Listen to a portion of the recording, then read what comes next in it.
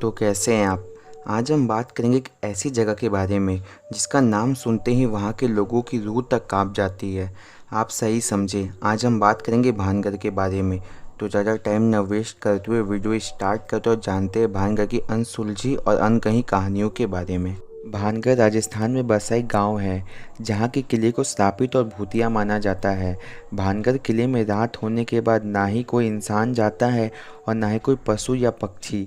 यहाँ तक कि इंडियन आर्कियोलॉजिकल डिपार्टमेंट ने भी लोगों को वहाँ रात में जाने से मना किया है। और लोगों को रात में उस किले से बहुत अलग अलग प्रकार की आवाज़ें भी आती है, जैसे मानो वहाँ कोई रात में दर्द से कराह रहा हो या चीख पुकार रहा हो। लेकिन क्या शुरू से ये भानगढ़ किला भूतिया और श्रापित था, या फिर इसके पीछे कोई राज छुपा हुआ है?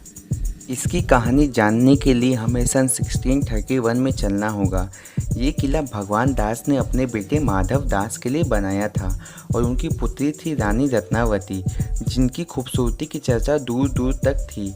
और इसी सुंदरता के कारण भानगढ़ में रहने वाले एक तांत्रिक बालानाथ का दिल रानी रत्नावती पे आ गया और रानी को अपना बनाने के लिए उस तांत्रिक ने काले जादू का सहारा लेने का सोचा और एक मौका तलाशने लगा। और एक दिन महल में रहने वाले एक सिपाही ने, जो उस तांत्रिक का चेला था, खबर दी कि आज रानी अपने सहेलियों के साथ अपने सौंदर्य का सामान लेने बाजार जाएगी। और ये बात सुनकर तांत्रिक भी उस रात बाजार पहुंच गया और अपना भेष बदल कर एक इत्र बेचने वाला बन गया और एक खास इत्र की शीशी पर ऐसा जादू किया कि जो भी उसे सूंघेगा वो उसकी महक का दीवाना हो जाएगा, और जो उस इत्र को लगाएगा वो उस तांत्रिक से प्यार करने लगेगा और तुरंत उसके पास चला आएगा।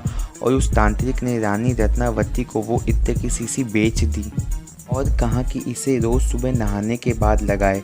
लेकिन रानी की किसी सहेली को तांत्रिक के इरादों के बारे में पता चल गया था। इसके बाद उस सहेली ने रानी रत्नावती को तांत्रिक के इरादों के बारे में बता दिया और कहा कि उस तांत्रिक ने इस इत्र की शीशी पर काला जादू किया है।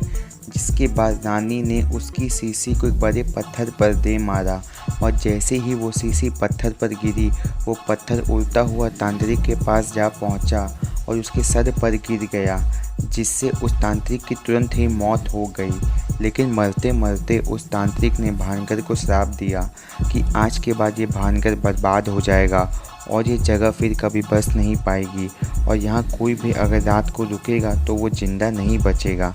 जिसके कुछ दिनों बाद ही भानगढ़ में एक महामारी फैल गई और पूरे राज्य के साथ रानी रत्नावती की भी मृत्यु हो गई। और इसके बाद से आज तक भानगढ़ किले में कोई नहीं रुकता और ये भानगढ़ किला आज भी बिल्कुल वीरान और बंजर पड़ा हुआ है, जैसा कि उस तांत्रिक ने इस भानगढ़ किले को श्राप दिया था। वैसे भानगढ़ से जुड़ी एक और कहानी है जो आसपास के गांव में बहुत मशहूर है। माना जाता है कि जब महावीर दास भानगढ़ पहुंचे तो उन्हें ये जगह बहुत पसंद आ गई और यहीं पर उन्होंने अपना किला बनाने का मन बना लिया। क्योंकि भानगढ़ एकदम पहाड़ की ऊंचाई पे बसा हुआ था, जिसके कारण अगर उन पे कोई दुश्मन देश हमला करता तो वो उन्हें बहुत दूर से ही देख लेते, और इतनी ऊंची जगह पे चढ़ाई करने में भी काफ़ी समय लगता है, जिसके कारण उन्हें अपने दुश्मन देश पे हमला करने के लिए बहुत समय भी मिलता। लेकिन जब महावीर दास भानगढ़ पहुँचे तो वहाँ उन्हें एक साधु तपस्या करते हुए दिखा, जिसके बाद महावीर दास ने साधु से भानगढ़ और उनके किले की सफलता और उसे खुशहाल रखने के लिए पूजा करने को कहा। और राजा की इस बात को साधु ने तुरंत मान लिया और वो साधु भानगढ़ की सफलता के लिए यज्ञ करने लगा।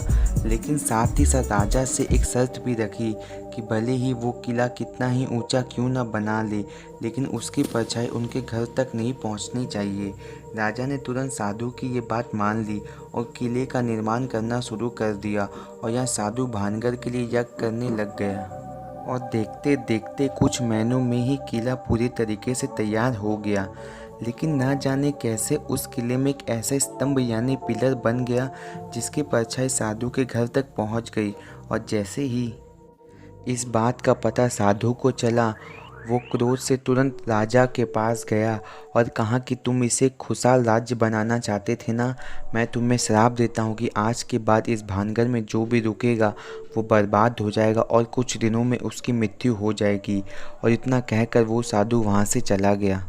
और कुछ दिनों बाद महावीर दास एक महामारी की चपेट में आ गए और उनकी मृत्यु हो गई। और फिर भानगढ़ में भी अकाल छा गया और वहाँ के लोग भूखमरी से मरने लगे।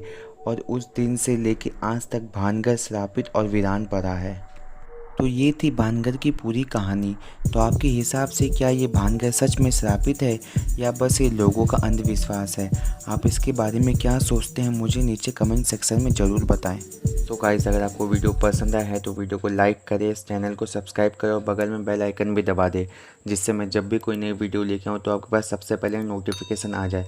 और हाँ, एक इम्पॉर्टेंट अनाउंसमेंट, अभी हमारे चैनल पे कुछ 5000 सब्सक्राइबर है, तो मैं चाहता हूँ कि आप लोग जल्दी से अपना प्यार और सपोर्ट दिखाएं और हमारी यूट्यूब फैमिली को 10,000 सब्सक्राइबर तक पहुँचा दें, जिसके बाद मैं अपने चैनल पे Q&A वीडियो रखने वाला हूँ। सो गाइस, मैं जल्दी मिलता हूँ आपको एक नए वीडियो के साथ। तब तक के लिए गुड बाय।